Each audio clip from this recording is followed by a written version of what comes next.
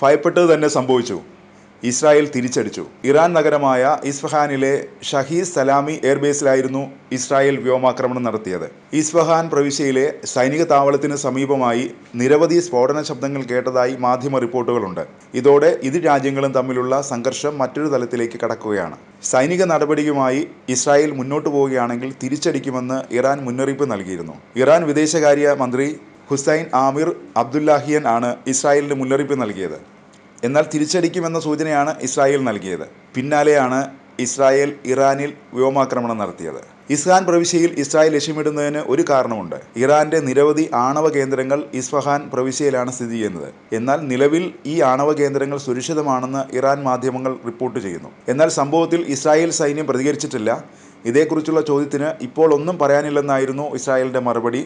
വ്യോമാക്രമണത്തെ തുടർന്ന് Iran നഗരങ്ങളായ Tehran, Isfahan, Shiraz എന്നിവിടങ്ങളിലേക്കുള്ള വ്യോമഗതാഗതം നിർത്തിവെച്ചു. തിരിച്ചടിക്കരുതെന്ന America ഉൾപ്പെടെയുള്ള ലോകരാജ്യങ്ങളുടെ നിർദ്ദേശം അവഗണിച്ചാണ് ഇസ്രായേൽ വ്യോമാക്രമണം നടത്തിയിരിക്കുന്നത്. ഇറാനെ തിരിച്ചടിച്ചാൽ ഇസ്രായേലിനെ പിന്തുണയ്ക്കില്ലെന്ന് അമേരിക്ക വ്യക്തമാക്കിയിരുന്നു. സൈനിക ശക്തിയിൽ ഊറ്റം കൊള്ളുന്ന ഇസ്രായേലിനേറ്റ അപ്രതീക്ഷിത പ്രഹരമായിരുന്നു ഇറാന്റെ ആക്രമണം. ഇസ്രായേലിനെതിരെ കനത്ത വ്യോമാക്രമണമാണ് ഇറാൻ നടത്തിയത്. ഏപ്രിൽ 1 സിറിയയിലെ കോൺസുലേറ്റിന് നേരെ ഇസ്രായേൽ നടത്തിയ ആക്രമണത്തിന് മറുപടിയായാണ് ഇസ്രായേലിനെതിരെ ശനിയാഴ്ച ഇറാൻ വ്യോമാക്രമണം നടത്തിയത്. പിന്നാലെ ഇനി ആക്രമണം തുടരാൻ താൽപ്പര്യമില്ലെന്ന് ഇറാൻ പ്രസിഡന്റ് അറിയിച്ചു. ശത്രുവിനെ പാഠം പഠിപ്പിച്ചു, ഇനി ആക്രമണമില്ല. എന്നാൽ ഇറാനെ ആക്രമിച്ചാൽ തിരിച്ചടിക്കുമെന്നും ഇറാൻ പ്രസിഡന്റ് മുന്നറിയിപ്പ് നൽകിയിരുന്നു. ഏപ്രിൽ 1 ദമാസ്കസിലെ ഇറാൻ കോൺസുലേറ്റിന് നേരെയുണ്ടായ ആക്രമണത്തിന് നിയമാനുസൃതമായ മറുപടിയാണ് നൽകിയതെന്നാണ് ആക്രമണത്തെക്കുറിച്ച് ഇറാൻ പറഞ്ഞത്. UN ചാർട്ടറിലെ ആർട്ടിക്കിൾ 51 അനുസരിച്ച് നയതന്ത്ര സ്ഥാപനങ്ങൾ ആക്രമിച്ചാൽ പ്രത്യാക്രമണത്തിന് ഏതൊരു രാജ്യത്തിനും അവകാശമുണ്ടെന്നും ഇറാൻ അവകാശപ്പെട്ടു. ഇനിയും ആക്രമണത്തിന് മുതിർന്നാൽ ഇറാനിൽ നിന്ന് വലിയ പ്രതികരണമുണ്ടാകുമെന്ന് ഇറാനിൻ്റെ joint chief of staff Mohammad Bahari മുന്നറിയിപ്പ് നൽകിയിരുന്നു. ഇസ്രായേലിനെ ആക്രമണത്തിൽ പിന്തുണച്ചാൽ അമേരിക്കയുടെ പശ്ചിമേഷ്യയിലെ സൈനിക താവളങ്ങൾ ലക്ഷ്യമിടുമെന്നും ഇറാൻ ഭീഷണി മുഴക്കി.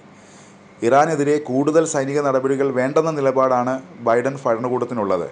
ഗാസയിൽ ഇസ്രായേൽ പ്രതിരോധ സേന നടത്തുന്ന വംശഹത്യാ സമാനമായ ആക്രമണങ്ങൾക്കെതിരായുള്ള പ്രതിരോധമെന്ന നിലയിൽ ഹൂതികളും ഹിസ്ബുള്ളയും ഇസ്രായേലിനെതിരെ പ്രത്യാക്രമണങ്ങൾ നടത്തുന്നുണ്ട്. ലെബനീസ് അതിർത്തിയിൽ നിന്നും ചെങ്കടലിൽ നിന്നുമാണ് പ്രധാനമായും ഇസ്രായേൽ ഭീഷണി നേരിടുന്നത്. തങ്ങൾക്കെതിരെ മിഡിൽ ഈസ്റ്റിൽ നിന്നുണ്ടാകുന്ന തിരിച്ചടികൾക്ക് പിന്നിൽ ഇറാനാണെന്ന് ഇസ്രായേലിൻ്റെ തുടക്കം മുതലുള്ള ആരോപണമാണ്. അമേരിക്കയും മറ്റ് പാശ്ചാത്യ സഖ്യകക്ഷികളും ഇക്കാര്യത്തിൽ ഇസ്രായേലിനോടൊപ്പം നിന്ന് ഇറാനെ കുറ്റപ്പെടുത്തുന്നവരാണ്.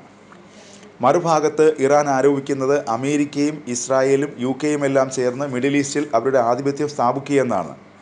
ഇസ്രായേലിനെതിരെ ലെബനനിൽ നിന്ന് ഹിസ്ബുള്ളയും സിറിയയിൽ നിന്ന് ഹൂതികളും നടത്തുന്ന ആക്രമണത്തിന് മറുപടിയായാണ് സിറിയയിലെ ഇറാൻ്റെ കോൺസുലേറ്റ് ഈ മാസം 1 ഇസ്രായേൽ ആക്രമിച്ചത്. ആക്രമണത്തിൽ ഇറാൻ്റെ ഒരു ജനറൽ ഉൾപ്പെടെ 7 സൈനിക ഉദ്യോഗസ്ഥർ കൊല്ലപ്പെട്ടിരുന്നു. ഇതിന് പ്രതികാരമായിട്ടാണ് ഇറാൻ ഇസ്രായേലിനെ ആക്രമിച്ചത്.